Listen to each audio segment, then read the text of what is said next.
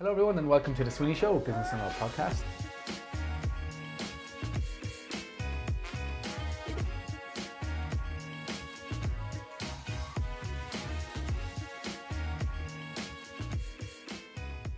Joining me here today is James Kelly of Social Enviro.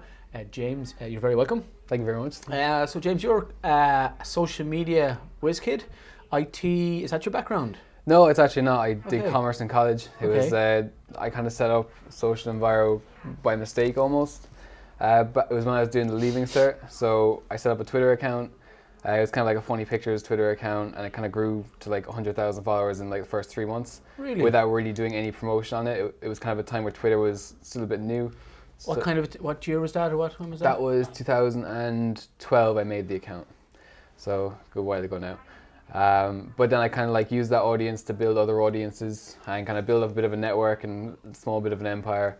And when you started out, did you just do it as a hobby, just for yourself? Oh, yeah. Just you were like, wow, this is after taking off, and you just kind of went with it? yeah, definitely. Like it was kind of one of those things where, I'll just make an account, and it kind of went from there. I think when it got to like 100,000 followers, that's when somebody contacted me asking, Joe, could I buy kind of like advertising space on your account?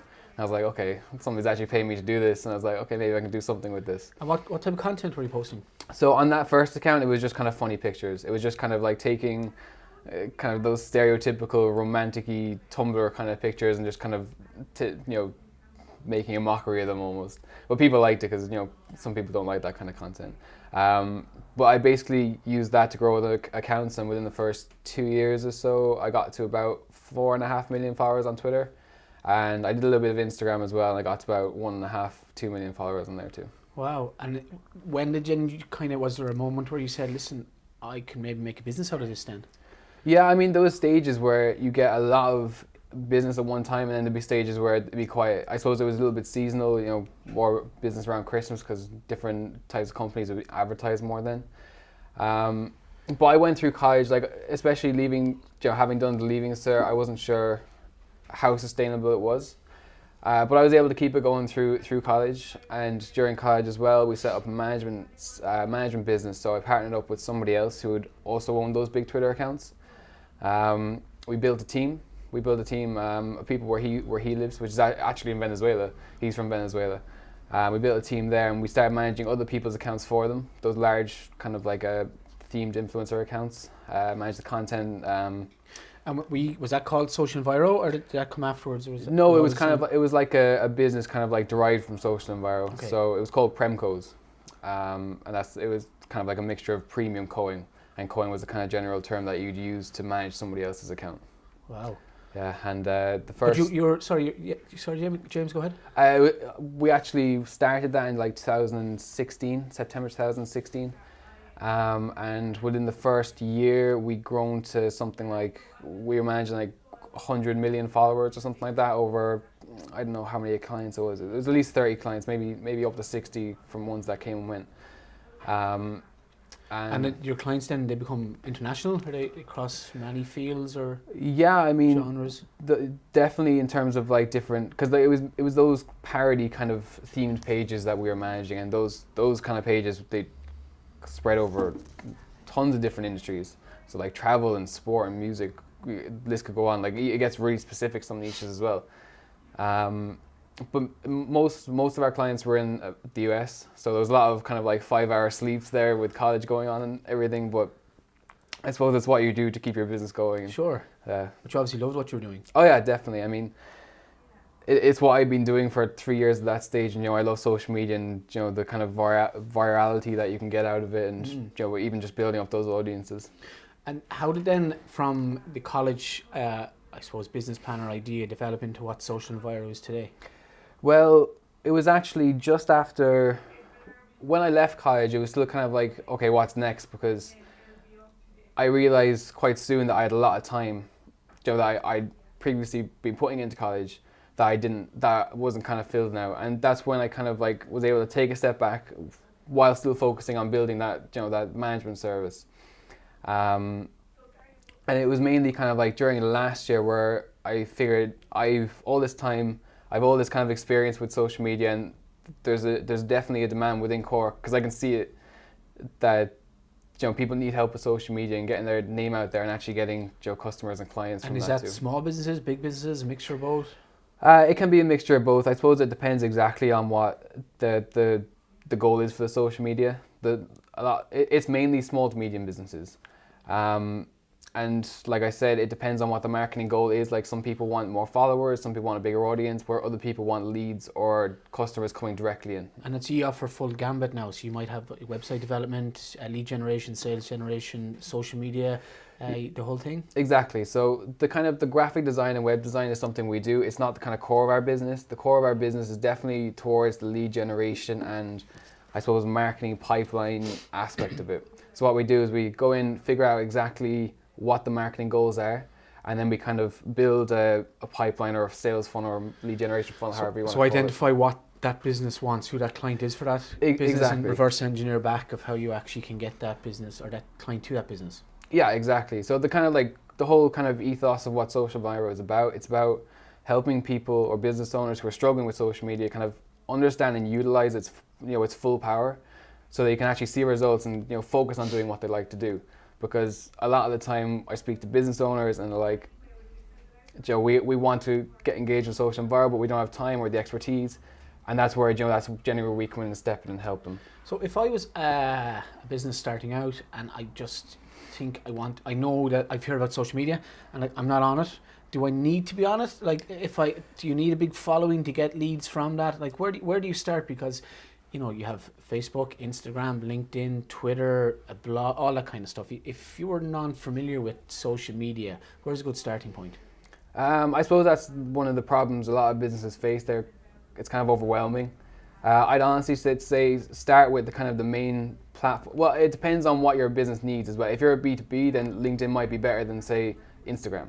But if you're kind of like B2C, then, and depending on the demographic and the audience you're trying to target, then Facebook and Instagram might be better, or Snapchat or Twitter. Sure. It depends. So you have to really kind of figure out who your audience is and then where are they.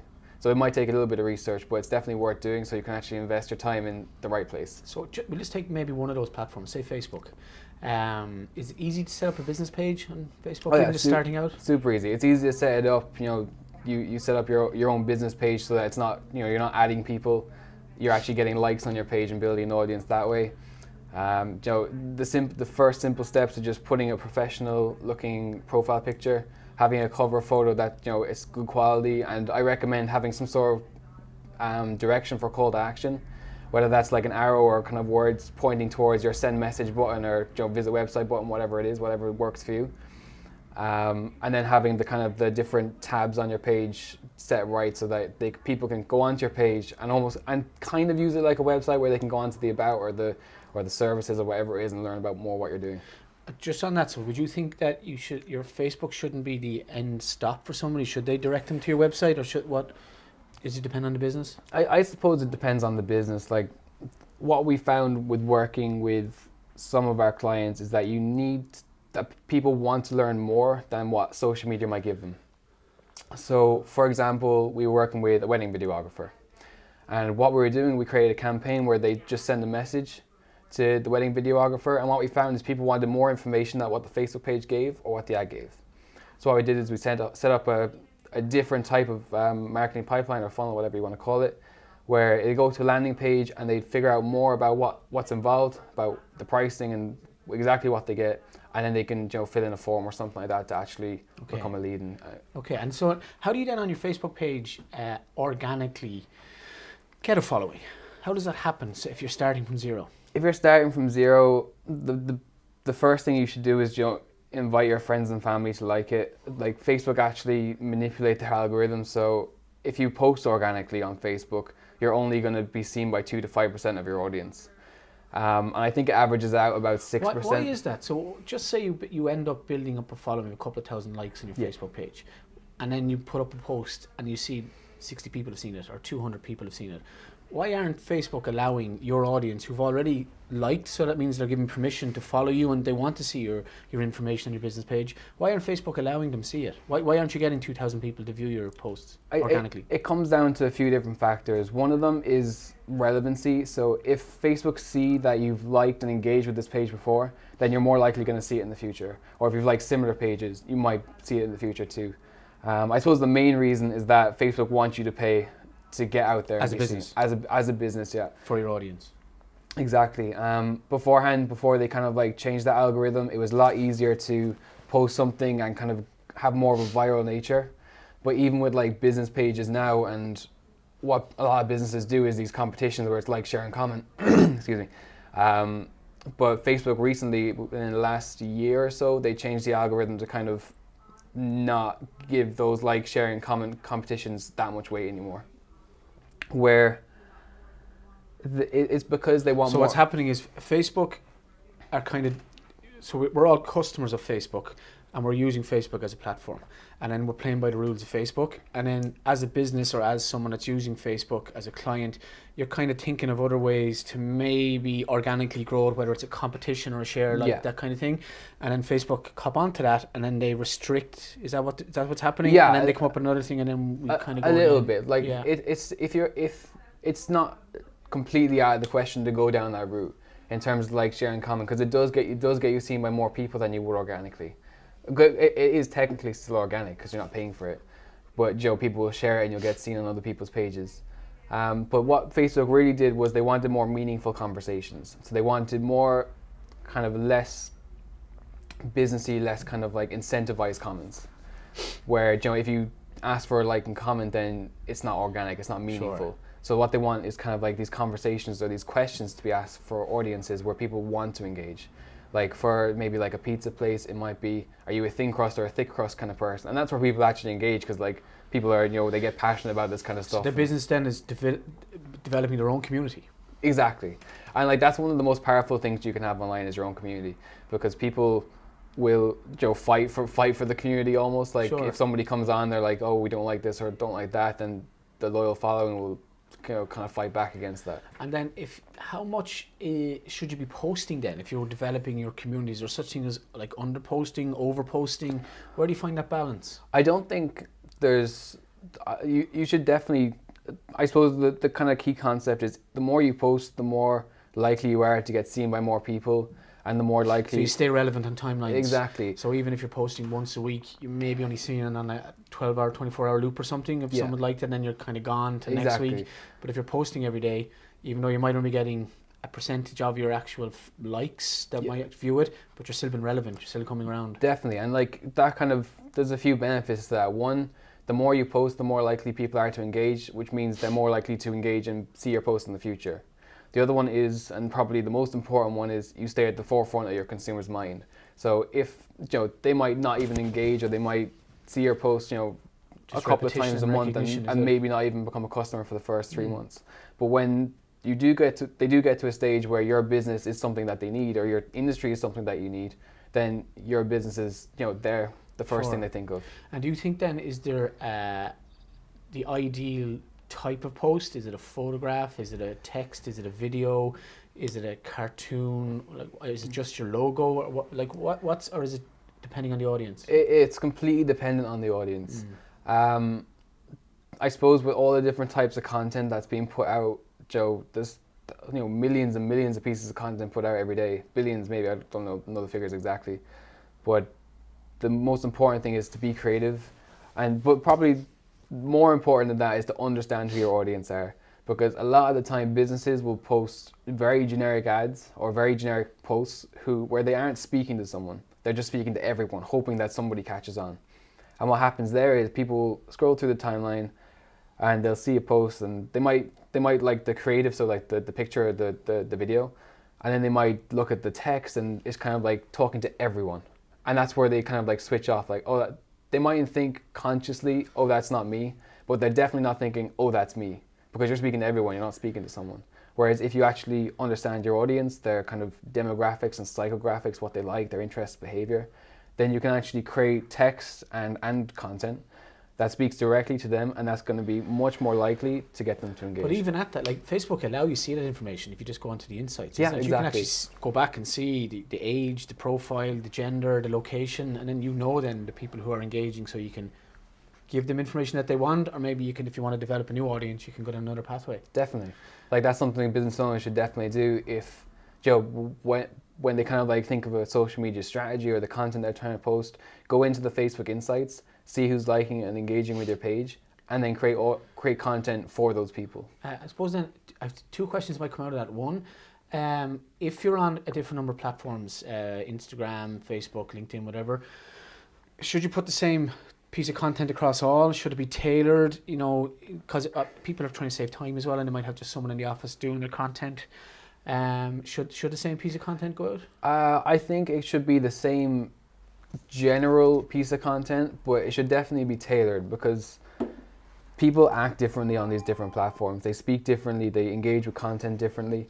Like, you're not going to speak like you do on Twitter like you do on LinkedIn. Everyone's much more professional, much more kind of like corporate on LinkedIn. On LinkedIn, yeah. But they're much more casual and friendly, and well, not that they're not friendly on LinkedIn, but they're much more casual and kind of like blasé on Twitter.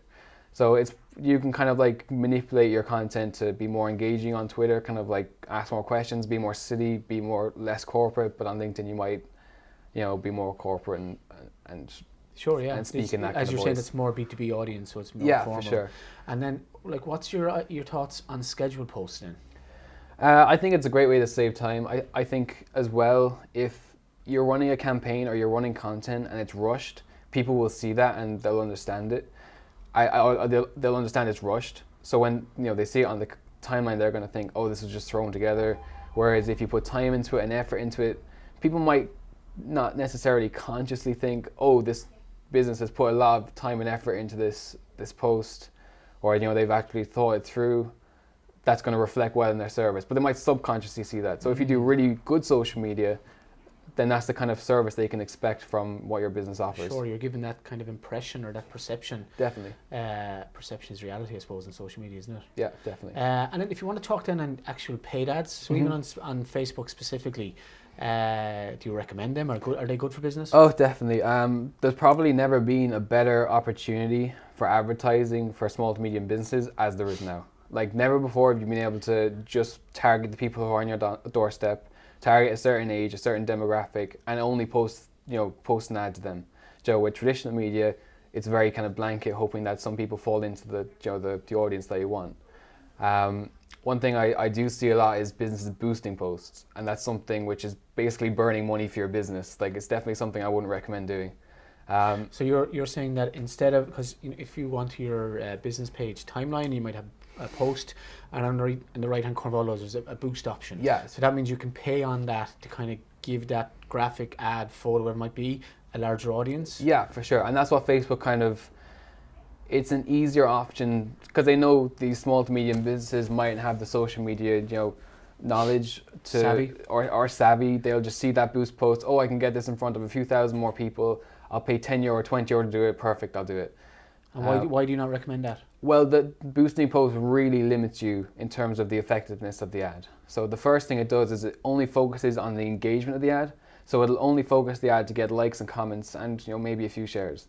Where your actual ad goal might be to get traffic to a website, or it might be to get messages to your page, or even conversions, somebody filling out a lead form or buying something online. So rather than do that, you would recommend going onto the Facebook ad app, is it, and actually build an ad in the background? Yeah, for sure. It's facebook.com/ads manager. You can actually go on, pick a campaign that suits you, that suits the marketing goals that you want, and create an ad around that. And you can start with your call to action, which might be send message or visit website, or what it might be. Yeah, definitely. Like, sometimes people, and I'd recommend testing out which is best and what gets you the best results as well. Like, with that boosting a post, there's different sections on Facebook's advertising platform that you can select where your ad will be seen. But with the boost post, it literally selects all of them. So even the places that people it might be on somebody's page but they don't see, or that don't convert. So it's kind of going back to your earlier conversation, but being very specific. Yeah, like, the more specific you can be, and the more kind of like testing and retargeting and figuring out what works, obviously the more you can whittle down. If you had a pizza restaurant, rather than saying pizza, would you go like gluten free or something like that? That target that type of market? Yeah, for sure. I mean, because especially gluten free is such a kind of a niche market, where if somebody was they needed gluten-free food, and they were on their timeline, they might see a pizza ad that's to everyone. They might just scroll past it, but they might see gluten-free and like, oh, that's me. and that's where they're likely to engage and likely to want to learn more about it. And that does that come in, and as you're building the ad, you build an audience? Yeah, so it depends. So it depends what kind of audience. Like I said, when you understand your audience, that's where you can actually build it around. Select the type of age, the type of interests or behaviors that they have, and then you can target it to them and actually get in front of them again. And so how do Facebook know this? Like are they Big Brother? Like where, like is it that once you have a handset and once you have using Facebook on that phone handset, and if you've done any previous Google searches on the same handset, do Facebook take that cookies information and then know you as an end user? Is it gluten free? Just to give that example, you don't eat gluten products, and then you as a pizza owner who's on Facebook targeting that campaign, Facebook already know how to match you up. Is that how it's done, or is it? It's partly that, but it's as well as how you kind of like engage with content on Facebook. On your own Facebook, so you might be liking another gluten-free product, exactly, or bought something online. Or like you might have commented on like a gluten-free related post, or you might have liked a comment on one of those posts or something like that. So it's all those things that go into the Facebook algorithm. Like they don't say, oh, John Murphy likes this, this, and this. It's just this Facebook user has interacted in this way. This is what our algorithm is telling us, and they fall under this category. So Facebook is doing the hard work for you. Really, you're just narrowing it down to who you want to actually speak to. Yeah, exactly. Like you as a business owner aren't going out and having to select each person. It's just you're selecting a type of audience or a type of behavior or interest. And how much should a business be spending on those ads? It really depends on what the marketing goals are. So where some people, and also the value of what the marketing goal is. So if you're getting leads for, say, a car dealership, then you could expect to spend more to get those leads, because obviously the return is a lot higher. But if you're just looking to kind of get your name out there and just kind of figure out what works in terms of ads, then I'd recommend just putting a few ads out, leave it for at least 3 days to give the algorithm enough time to optimize itself for that conversion. It could be as little as like €5 a day or €10 a day, just for a couple of days to see what works, what doesn't work. Try a few different things out, try variations of the same ad copy and creative, and kind of go from there. Incorporate the feedback that Facebook gives you. And is there a difference then between, say, building your audience organically, we spoke about earlier, and these ads, between like short-term hit and return and long-term? Like where does that balance? Because you want your business to be running in 10, 15 years. Oh, absolutely. But these kind of Facebook ads are nearly immediate sales returns. Yeah, definitely. I mean, like Facebook ads, so sometimes it goes down to what your marketing goal is, because sometimes it is just for the sales returns, but other times it can be for brand awareness or more page likes or more engagement, and that's where you can go more towards building up an audience. And that goes back to your content. And that definitely goes back to your content. Building up content then, is it out a storytelling, telling people about your business, who's behind it, how you came about? Definitely, and that's what people like. Like even some of the businesses I've worked with or I've consulted with, I go onto their page and it's all repetitive content, which is just kind of, it looks corporate, there's no kind of like human feel to it. And Facebook actually, and you'll see even when you post more kind of like, pictures and videos with your own staff in it, people engage with that more, and you're telling a story, so that when somebody sees that on Facebook or Twitter or wherever it is, and they come into the business and see that same person, it's kind of like something clicks, like, oh, I've seen this and now I'm here, and that's the kind of story that they go along. That's the kind of, it's part of the consumer experience to go from Facebook into a business. Wow. And then where do you see right now, where is the best value as a business on social media? Where's the best platform? The best platform, again, it comes down to what type of businesses you're in, what the industry is. Very, very briefly. But when you see like the likes of Amazon, like all these huge online companies, all these retail on the high street closing down, like everything's moving to the phone, isn't it? Yeah, definitely. I mean, that's where your audience is. When you're watching TV or you're listening to the radio, you're not really when an ad comes on. You take out your phone and that's where you are. That's where your audience's attention is. And I suppose if you're not doing social media, there's two ways you can look at it in terms of competition. Either your competition is doing social media, which means they're ahead of you and you need to get on that ship because it's going to sail away without you, or they're not doing social media and it's a huge advantage for you to take, because then you can get on that ship and not necessarily leave them behind. I don't like that kind of idea of business, but it can give you a huge advantage to actually get ahead and understand and have that advantage over your competitors. Sure. And where do you see it going? Where do you see the future for it? It's interesting. I think I think over time we will see a decline in traditional media. Like it's declining already. Like even in terms of newspapers going out of business, Yeah, or narrowing down their actual paper, so the cost of printing is less, isn't it? Yeah, and people are more engaged in their phone. I think what it demands is companies have to become more creative, because even with influencer marketing, like you've seen with the Fire documentary. That was just on Netflix recently, yeah. Yeah, but it just very briefly, it used influencers to promote what it was, and people were kind of like, oh, you didn't actually say that this was a promotion. And that's where they made it look like they all were choosing to go onto this island for this party. Exactly. In the previous campaign leading up to the actual event itself. Yeah, but they weren't kind of like disclosing that that's what was happening. And I think that might have been where the hashtag ad came in, because now when you're a sponsored post as an influencer, you have to declare that as a hashtag. Yeah. Exactly. But I think people are becoming more aware that their content is being, or that the influencers are posting these kind of types of content. And what it demands is that people are more creative with these type of sponsored posts, because people are becoming aware of it, and you have to be extremely engaging to get a hold of that. But I think, I can't remember what survey it was, but in terms of brand promotions to influencer type promotions, it was something with the Gen Z, which is up to 22 years old at the minute. They're 1.5 times more receptive to influencer-related content, or influencer-related kind of advertising. So it's definitely an opportunity for businesses to understand that and kind of engage with that, if that's your audience. If that, so that means that if you have a business and you see someone, an influencer, whether male or female, in Ireland or internationally, has a huge audience, you approach that person and ask them to put your product on their social media channels and promote it, and by that engage your clients back to your company. Yeah, for sure. And it's really important as well to choose an influencer that works for your company. What do you think then about bot followers and like fake followings, and like people who, these influencers might have 100,000 followers, and then actually you click on it and you see these weird profiles on Instagram, especially, where you might have just a name, one post, lots of followers, but many of these, it just seems either it's a bot or a robot or somebody that bought that. And that's a huge problem that it's like kind of currently being tackled. Like there's no platform at the minute where you can go on and see, oh, they have this many fake followers, or this many.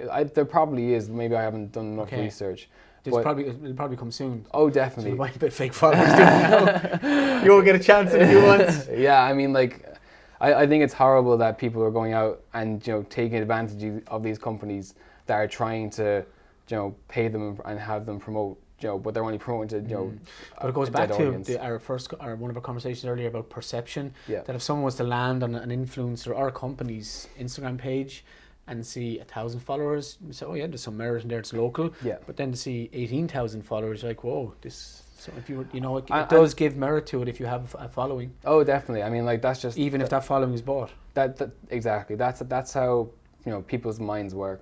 Like if you're on holiday and you see an empty restaurant versus a full restaurant, then you go to the full one because you know it's good stuff. And that's it. Obviously, if there's a full restaurant, you know that the food's good. Yeah. But it's not necessarily the same if you go onto a page and there's thousands and thousands and thousands of followers. You might know that they're actually good. But would that then lead into a question? If you set up and you started an audience organically, however small it might be, and then you bought followers, would that lead into then organic followers after that? I suppose it would, but are you diluting your brand or your substance? Yeah, because like if you do have bought followers, then you almost have to buy bought engagement as well, because people will go on if they see you've 20,000 followers, but you've only got 50 likes, and they're gonna know that they're bought and that the engagement isn't real, or they're dead followers or something like that. And I suppose over time you might get more followers because people will go onto the page and see, oh, they have a lot of followers, I'll follow them too. But what it really comes... So what it goes down to, what do you want social media for? To get followers or get business? Yeah, exactly. They don't necessarily transfer. You can have a large following and no leads or no one contacting for your business. Exactly, and that's obviously no good to anyone. Like, I'd much more recommend you have a smaller following and you put out great content that's engaging and actually build up more of a community around your brand than just having a large page without any substance to it. That's great advice. So just on the paid advertising, do you feel then, say Facebook ads in particular, that once Facebook have you as a client, as a business page, and you start paying, is it that they want you to pay more? Do you know, if you're starting off on a €5 or €10 campaign and all of a sudden then you end up putting a couple of €100 into a campaign to get this, is it that A, Facebook have made it harder for you, or B, is that you need to change your creative? You try to use the same ad with the same, or is it a bit of both, or is it neither? It's probably a bit of both. I mean, Facebook at the end of the day, it's a company. Like, they want you to pay money to them, but there's different reasons why your ad might be failing. So some of the reasons that I see a lot of the time is, bad grammar, unforgivable. Like, you're a business, you should come across, you can come across kind of like laid back, which is fine. Cause typos and spellings though is a but bit, typos and spellings, people notice then, like, oh, somebody's rushed this, or somebody's not putting enough effort into this. Why should I put effort into their content? Another one is they don't understand their marketing goals. So they might just create a campaign and be like, oh, we don't really know what we want from here, whether we want messages or people visiting. So they might, sometimes that could just lead to boosting a post. I suppose, and it means as well that just because one ad worked a month ago doesn't mean the same ad is going to work now. Exactly, and that goes back to what you were saying. Like, you do need to kind of understand the timing of it. Like, if you have the same ad up for months and months and months, people, they might still be seeing it, but they've kind of come accustomed to seeing it on their timeline, and they'll just scroll past it straight away. And that comes back again to content, like updating it, keeping it fresh, and being creative. Definitely, being creative is huge. Okay, James, thank you so much for your time today. No worries, thank you very much. I think it's been really informative. If anyone wanted to contact you directly, how would they go about it? They could email me at james@socialenviro.ie. We're currently building our own website. We've been focusing on everybody else's at the minute. Okay. We're still trying to finish ours. And well, we put your details up on the screen here. Yeah, perfect. Listen, great to hear your story, and we wish you the very best into the future. Thank you for coming in. Thanks very much. Thank you.